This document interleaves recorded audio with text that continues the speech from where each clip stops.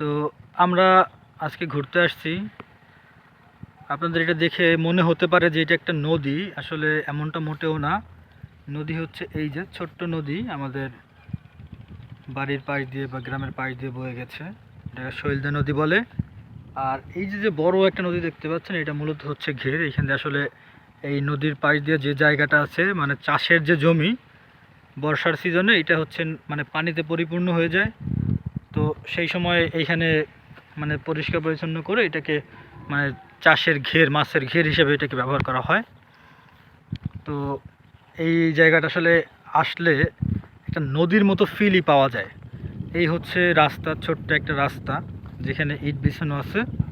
এখানে ঘুরতে আসছি আমি আর আমার একটা ভাই। তো আসলে এই জায়গাটা খুব সুন্দর, এখানে আসলে মনে হয় যে আমি এই নদীর পাশে আসছি।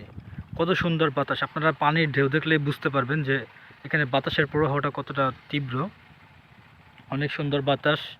অনেক সময় ধরে হেঁটে হেঁটে এখানে আসছি, একটা গরম ফিল হচ্ছে, তার পাশে হচ্ছে এই ঠান্ডা সুন্দর বাতাস। পানির উপর দিয়ে প্রবাহিত হওয়া বাতাস, আপনারা জানেন যেটা খুবই মিষ্টি।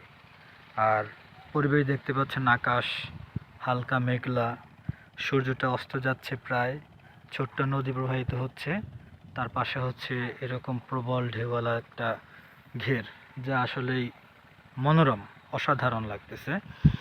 আমার সাথে আমার ভাই আছে, আমরা দুজন এখানে হাঁটতেছি।